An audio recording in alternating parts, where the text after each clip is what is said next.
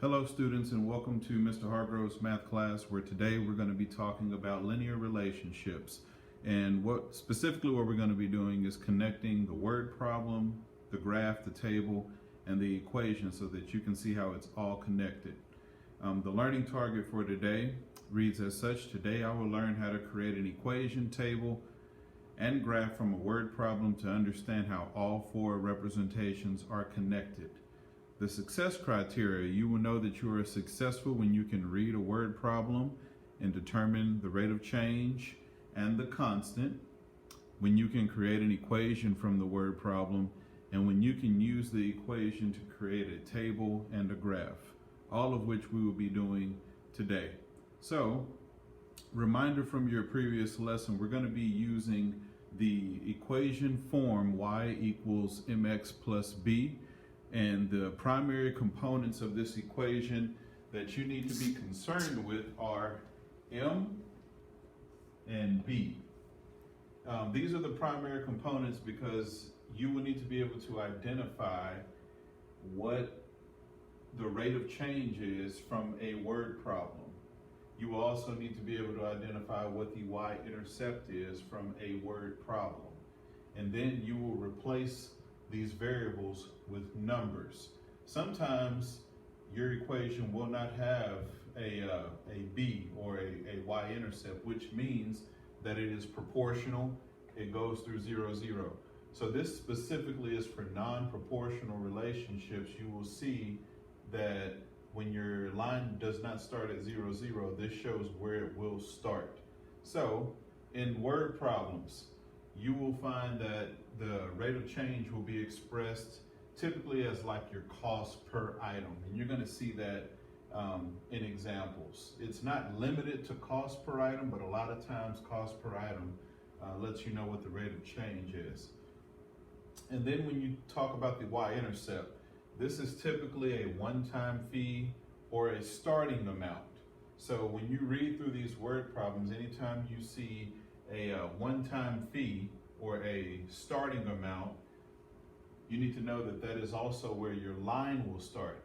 I told you that you're going to see how all four forms of linear relationships can be represented, and I want you to make the connection as to how they are all connected and how they all mean the same thing. They're just different ways of representing the same information. So let's go ahead and jump into an example.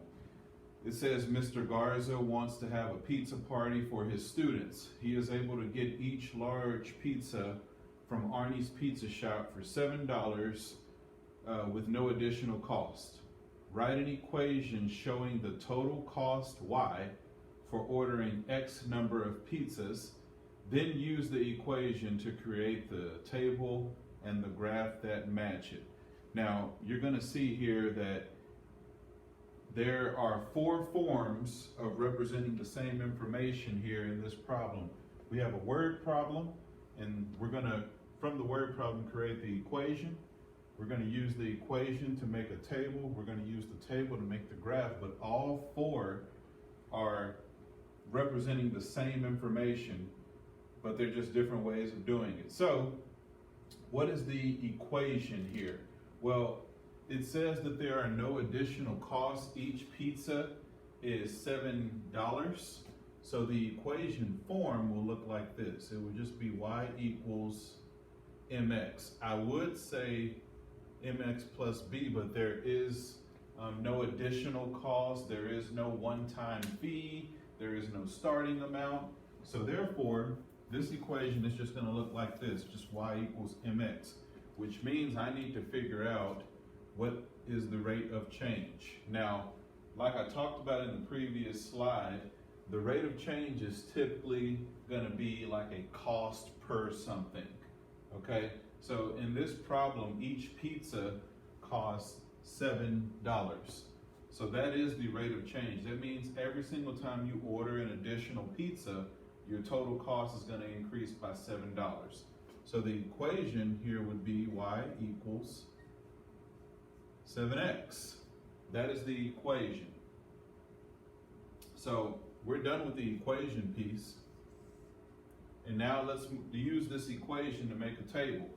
Now for this table, we're going to say X and Y, and the word problem tells us what X and Y represent. It says Y represents total cost. So I'm just going to put here, this is going to be the cost, and X is going to be the number of pizzas. Always important to understand, because when we graph this, it's going to be the same thing. This is going to be X axis and this is the Y axis, but it's very important to know that the Y axis represents the cost. And I'm going to go ahead and put that there. Total cost, and the X axis is going to be represented by pizzas. Number of pizzas. So let's make a table. If Mr. Garza orders 0 pizzas, what is his cost? Well, there's a number. I can figure it out this way. Let's look at the equation. I need to figure out what y equals when x is 0. So why don't I do this? I'm just going to plug in for x. Let's plug in a 0. And what's 7 times 0? What's any number times 0? It's 0. Now I'm going to do the same thing, but this time let's plug in a 1. So at 1 pizza, what's my cost? Well, 7 times 1 is 7. How about 2 pizzas? And all I'm doing, I'm just using this equation, but I'm replacing x with this number. So 7 times 2, that's 14. And I think you all are seeing, every single time we go up, every time x changes by 1, y changes by 7. So now I'm realizing a pattern.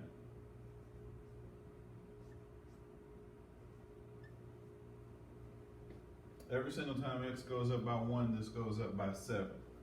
So that means if I order 4 pizzas, I'm going to pay $28. And if I plug a 4 in here, 7 times 4 is 28. So now I have a word problem, an equation, a table, and now I'm going to use the table to make a graph. Now when you do this, I always like to know, you need to know this is 0, 0 right there. So that point right there is 0, 0. We also call this the origin. What I'm going to do for my x axis, and I'm going to skip 1 just because it looks cleaner when I do. So I'm just going to do it like this, skip 1, and so forth. And determine a good number to count by that represents the information in your table. So if you look, this y-axis is going up by 7. It's counting by 7. So I'm going to do the same thing over here. I'm going to start here. We're going to say this is 7, 14, 21, 28. And now I'm just going to use these coordinates to graph. The first coordinate is 0, 0, which is right here. This is a proportional relationship. It goes through 0, 0. When x is 1, y is 7. Okay, remember you got to walk before you go up. So always start with here with your x. When x is 1, y is 7. Ms. Cotwell says you have to walk to the elevator before you go up. So just keep that in mind. 2, 14. So I'm going to go over to 2, go up to 14. I'm going to put a dot. 3, 21. Go over to 3, go to 21, put a dot. 4, 28. Same thing. And now you can just graph it. It won't look like a perfectly straight line, but it'll be good enough. Now, what we have here, we have the word problem, the equation, the table, and the graph, and they all represent the same information. Okay? Now, this is a proportional relationship, so it goes through 0, 0. Also means that there is no b in the equation. So these are pretty straightforward.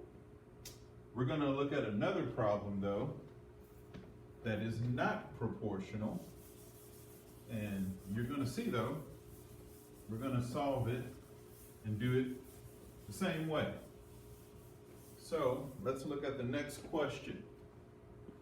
It says, Mr. Watson decides to order pizza from Leo's Pizza Shop and have it delivered.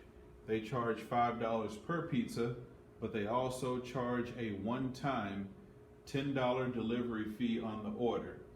Write an equation showing the total cost, Y, for ordering X number of pizzas, then use the equation to create the table and graph that match it. So, I'm hoping something stuck out to you, and that is, it's $5 per pizza, but we also have a one-time $10 delivery fee. So that's going to impact this equation. So this equation is going to be in the form y equals mx plus b, and this one does have a b. It does have a specific place where your line will start. This one's not going through 0, 0 because there's a one-time fee. So your equation should look like this. Y equals the rate of change. It's $5 per pizza, so we're going to say 5x plus that fee that they're going to charge me for delivery. That's a one-time fee. So what I'm going to do now is I'm going to use this equation, and I'm going to use it to fill in my table.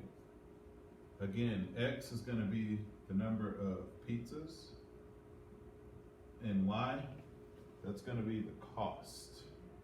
And while I'm at it, I'm going to go ahead and set up my graph as well, that this is going to be my cost, and this is going to be pizzas down here. I don't know if you can see that, you probably can't, but this is going to be pizzas. I'll put it next to the X. Pizzas. All right, so now at 0 pizzas, what is my cost? Well, I'm going to use the equation here, and I'm going to plug in a 0 for X, and then when I add 10, that gives me 0 plus 10, which is 10. Now I know some of you may say, wait a minute, why am I paying $10 if I haven't ordered any pizzas? Well, look at it this way. When Mr. Watson calls this pizza place, the first question they're going to ask him is it pickup or delivery? As soon as he says delivery, they're going to add that $10 charge. So that's why, before he even orders anything, they're adding the $10. So now looking at it from another, when X is 1, so if I order 1 pizza, what is my cost? Well, the equation will tell me. What I'm going to do is 5 times 1 plus 10. 5 times 1 is 5, and 5 plus 10 is 15. So that means 1 pizza is going to be $15 with the delivery fee. Do the same thing here. 2 pizzas. 5 times 2 plus 10. 5 times 2 is 10. 10 plus 10 is 20.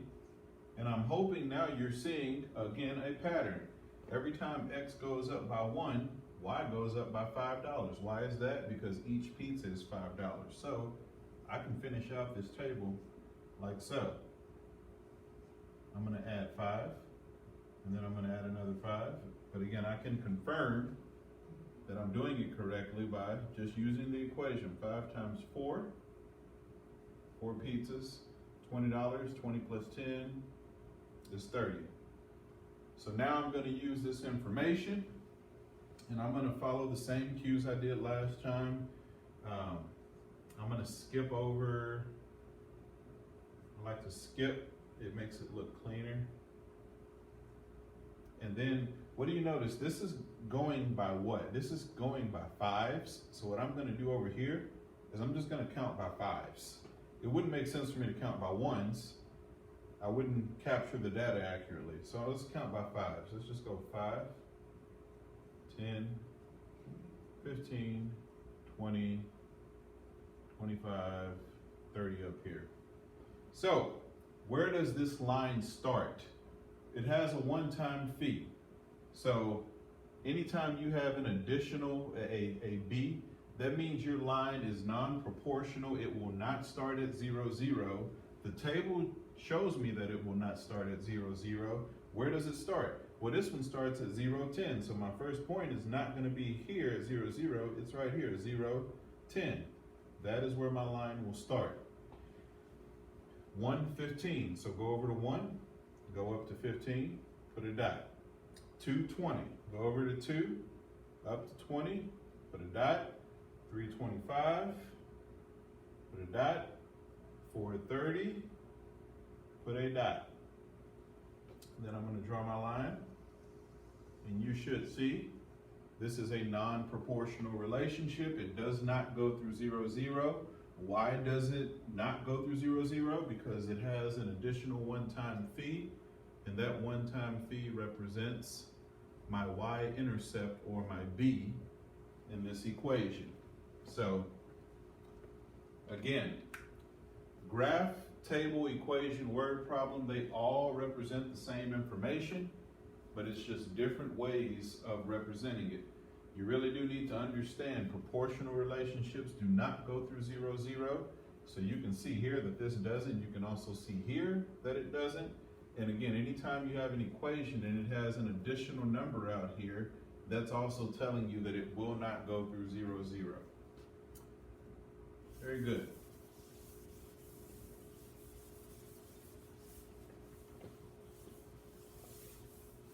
Okay, let's move on. Problem number 3. It says, for a birthday party, Skating World charges a one-time fee of $20 plus $5 for each person. Write an equation showing the total cost y for X number of guests. Then use the equation to create the table and the graph that match it. So, what we're going to do right here is we're going to create an equation. That equation will look like this. Y equals, well, what is the cost for each person to get into the place? It costs $5 per person, and it has a one-time fee of $20. So that is going to be the equation. And again, if I use this information in my table, let's start with a 0. When you plug a 0 in, what is it going to cost? Well, 5 times 0 is 0, and 0 plus 20. So that means that one-time fee of $20, that must be a fee just to book the place. Okay? Plug in a 1. See what you get. I'm moving a little faster now, because we should get the hang of this. 5 plus 20, that gives me 25. And each time it's going to go up by $5, so I can know that that's going to be 30. That's going to be 35. And that's going to be 40. But again, I can double check that I'm doing this correctly by just plugging it into the equation. 5 times 4 is 20. 20 plus 20 is 40. So that's how I know I'm doing it right.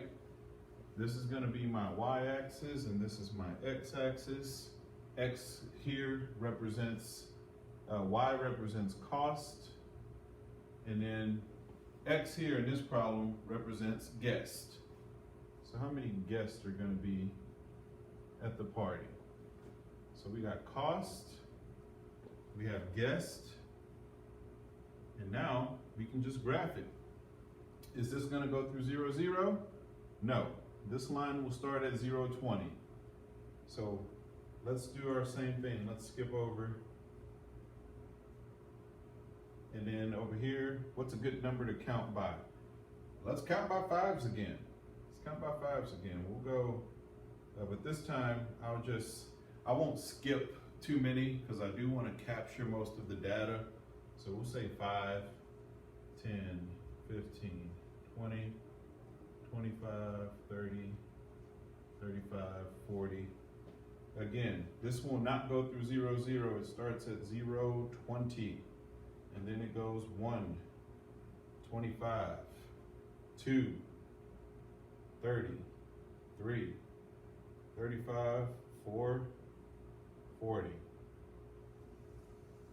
So that's what your line will look like. Good afternoon, everyone. 6th grade car riders, you can go find your car. 6th grade car riders, you are released. Buses. Bus number 15 If you ride bus 1501 today, it is going to be 1506, and it is here. Bus 2056 is here. Bus 2163 is here. Bus 2164 and bus 1951. If you ride one of those buses, you may go now also. Excuse the announcement, y'all. More are coming, but I'm just going to keep going. We're going to keep working through this. This is our last example, and like I said, when the announcements come, this one is actually showing a negative rate of change, and you'll see why. It says Miss Looze went skydiving. The plane was 5,000 feet in the air when she jumped out. She fell at a rate of 250 feet per second. Sixth grade walkers, you may go. They want us to write an equation showing her descent to Earth before she pulls her parachute. Then use the equation to create the table and the graph that match it. Now, with this equation, it is going to be in the form of y equals mx plus b. Attention bus riders, bus 2162 is here. Once again, that's bus 2162.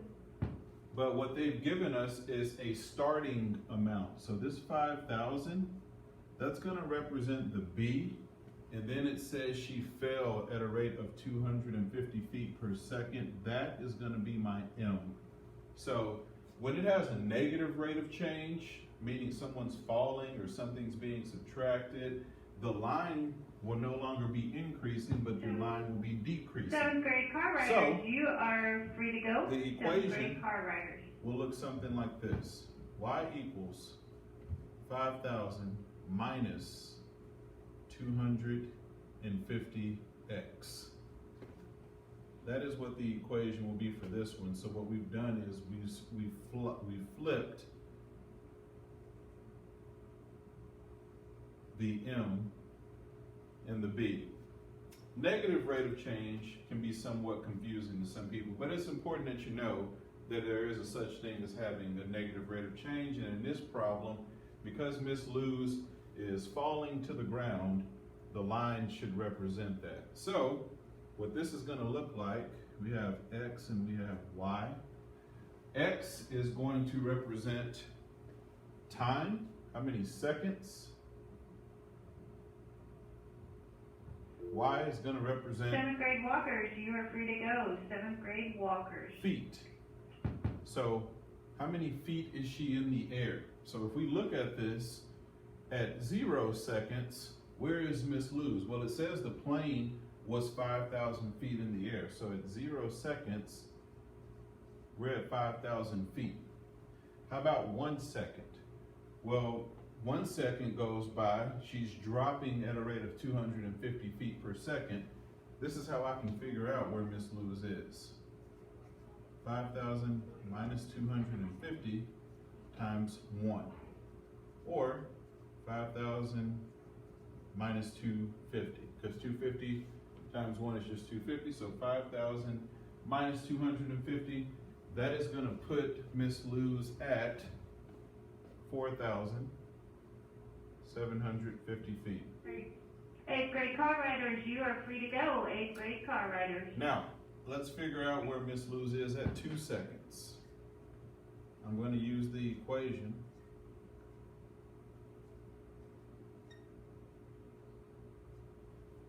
And I'm going to plug in a 2. So this is going to be 5,000 minus 500, which is going to put her at 4,500 feet. So what you should see now is, again, a pattern. Every single time a second 8th grade goes walkers, by, you may start walking. 8th grade walkers, everybody have a good night. the amount of feet that she is in the air goes down by 250. So I can take this number, this 4,500, and I can subtract 250 from it, and it's going to give me 4,250, and again subtract 250 again, and after 4 seconds we're going to see that she is now at 4,000 feet.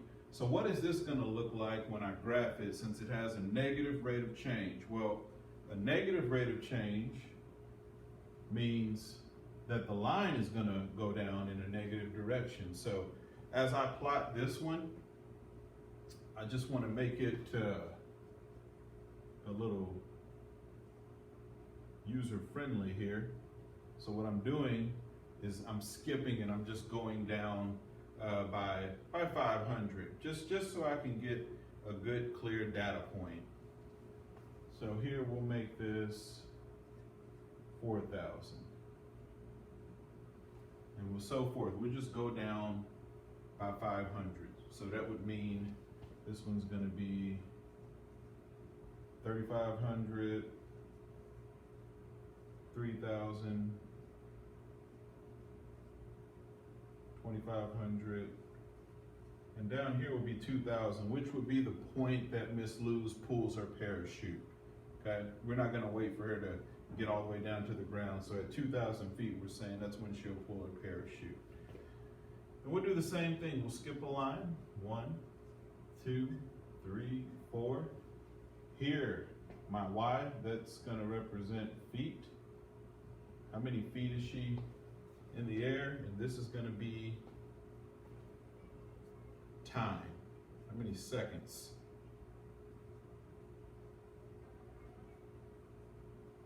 So at 0 seconds, she's 5,000 feet in the air. So I'm going to put a dot there. 0, 5,000. After 1 second, 4,750 feet, which is going to be right here. At 2 seconds, 4,500 feet. At 3 seconds, we'll be right here at 4,250.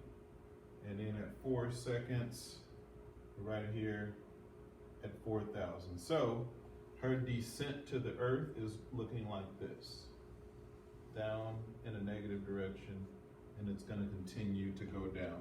So that's what a negative rate of change looks like. Okay?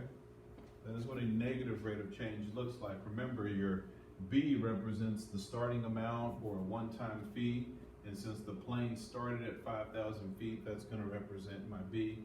And she's falling at a rate of 250 feet per second. So that is going to be the rate of change. So hopefully this lesson was very helpful for you in order to see how the graph, the table, the equation, and the word problem all represent the same information. Bus riders, bus 2070 is here. Once again, that is bus 2070. Also appreciate you for being patient with me. Actually, all bus riders, if you're still in the classroom, you can head to the bus area. All bus riders can now go to the bus area. Thank you for being patient through all these announcements. Sorry about that, but it happens sometimes. Again, appreciate you for listening to this lesson. Look forward to seeing you here at the next lesson. Have a good day.